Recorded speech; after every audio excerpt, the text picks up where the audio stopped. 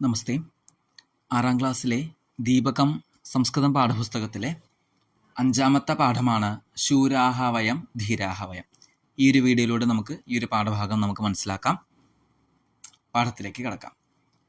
ശ്രീമൻ അഹം അദ്യ ശൂരാഹ വയം ധീരാഹ വയം ഇതി ഗീതം ശ്രുതവാൻ.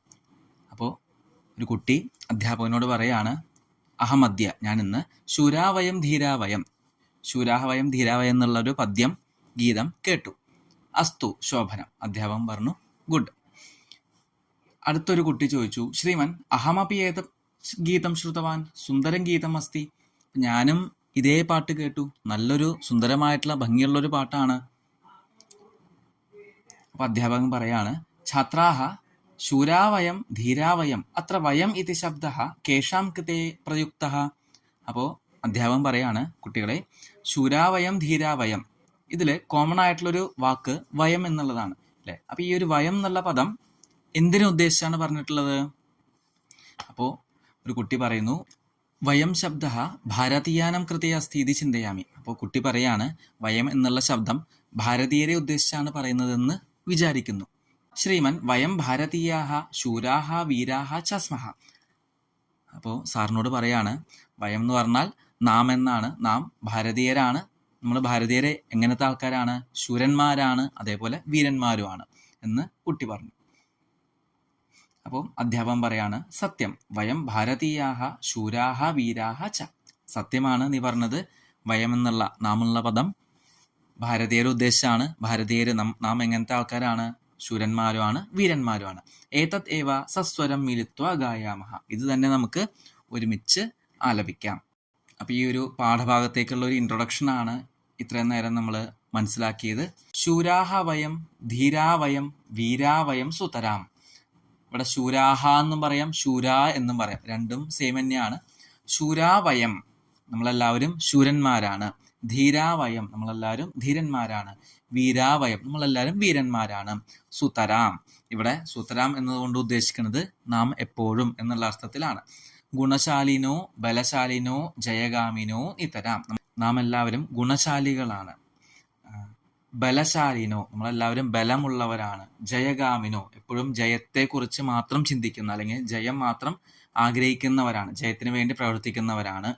നിതരാം എല്ലായ്പ്പോഴും. അപ്പോൾ നമ്മൾ എങ്ങനത്തെ ആൾക്കാരാണ്? ശൂരന്മാരാണ്, വീരന്മാരാണ്, ധീരന്മാരാണ്, ഗുണമുള്ളവരാണ്, ബലമുള്ളവരാണ്, ജയത്തിന് വേണ്ടി പ്രവർത്തിക്കുന്നവരാണ്. അതാണ് ഈ ഒരു ആദ്യത്തെ സ്റ്റാൻസയിലെ മീനിങ് ആയിട്ട് പറയുന്നത്. രണ്ടാമത്തെ സ്റ്റാൻസ, ദൃഢമാനസ ഗതലാലസ പ്രിയസാഹസാഹ സതതം. ദൃഢമാനസ, ഡിറ്റർമൈൻഡ് എന്നാണ് ഇവിടെ മീനിങ് കൊടുത്തേക്കണേ. അതായത് ദൃഢമായിട്ടുള്ള മനസ്സോട് കൂടിയിട്ടുള്ള, ദൃഢനിശ്ചയത്തോടു കൂടിയിട്ടുള്ള ആൾക്കാരാണ്. ഗതലാലസാഹ, അസൂയ അതേപോലെ അത്യാഗ്രഹം മുതലായിട്ടൊന്നും ഇല്ലാത്ത ആൾക്കാരാണ് നമ്മൾ. പ്രിയ സാഹസാഹ, സാഹസപ്രിയരാണ്. പുതിയ പുതിയ കാര്യങ്ങൾ ചെയ്യാനായിട്ടുള്ള സാഹസം കാണിക്കുന്നവരാണ് നാം. സതതം എന്ന് പറഞ്ഞാൽ എല്ലായ്പ്പോഴും. ജനസേവക അതിഭാവുകാഹ ശുഭചിന്തക നിയതം. നമ്മളെല്ലാവരും ജനങ്ങളെ സേവിക്കാൻ, നമ്മുടെ കൂടെ ജീവിക്കുന്ന, സൊസൈറ്റിയിൽ ജീവിക്കുന്ന നമ്മുടെ കൂടെയുള്ള മനുഷ്യരെ സേവിക്കാനായിട്ടുള്ള ചിന്തയുള്ള ആൾക്കാരാണ്, സേവിക്കുന്നവരാണ്. അതിഭാവുകാഹ, അതിഭാവുകാഹ എന്ന് പറഞ്ഞു കഴിഞ്ഞാൽ പാഷനേറ്റ് ആണെന്നാണ്. പാഷനേറ്റ് എന്ന് പറഞ്ഞാൽ നമ്മൾ ഇതൊരു കാര്യം തീരുമാനിച്ചാൽ അതിനു വേണ്ടി എപ്പോഴും ട്രൈ ചെയ്ത് അത് നേടുന്നത് വരെ നമ്മൾ എപ്പോഴും പരിശ്രമിച്ചുകൊണ്ടിരിക്കുന്നവരാണ്. നല്ല ശുഭചിന്തയുള്ള ആൾക്കാരാണ് നമ്മൾ എന്നാണ് പറയുന്നത്. അപ്പോൾ ദൃഢമായിട്ടുള്ള മനസ്സോടുകൂടിയുള്ള ആൾക്കാരാണ്, അത്യാഗ്രഹമില്ലാത്തവരാണ്, സാഹസപ്രിയരാണ്, ജനസേവകന്മാരാണ്, അതേപോലെ പാഷനേറ്റ് ആണ്. തീരുമാനിച്ച് ഉറപ്പിച്ച കാര്യത്തിന് വേണ്ടി നല്ലപോലെ ആത്മാർത്ഥമായിട്ട് പ്രവർത്തിക്കുന്നവരാണ്, പ്രയത്നിക്കുന്നവരാണ്.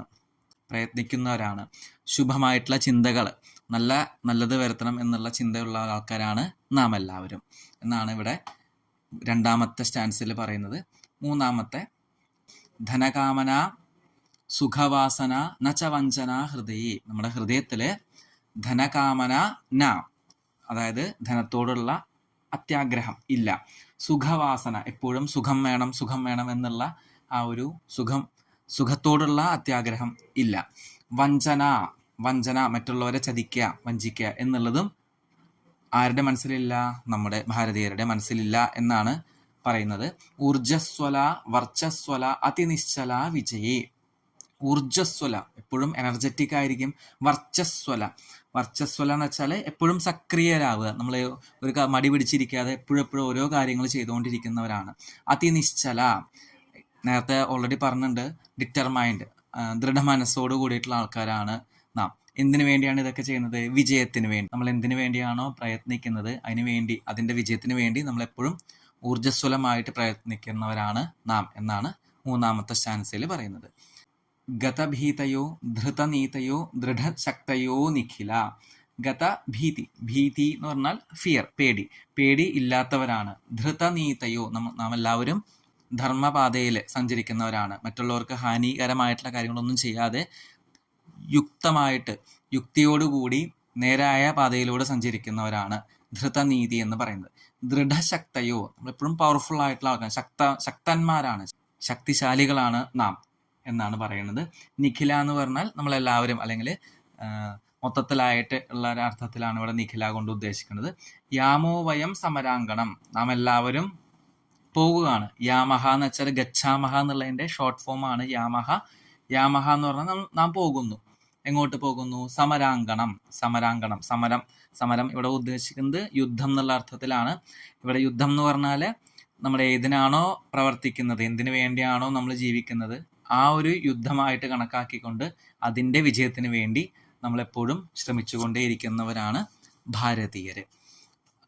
അതിൽ പ്രത്യേകിച്ച് ഇവിടെ പറയുന്നത്, എടുത്തു പറയുന്നത് ബാലാഹ എന്നാണ്.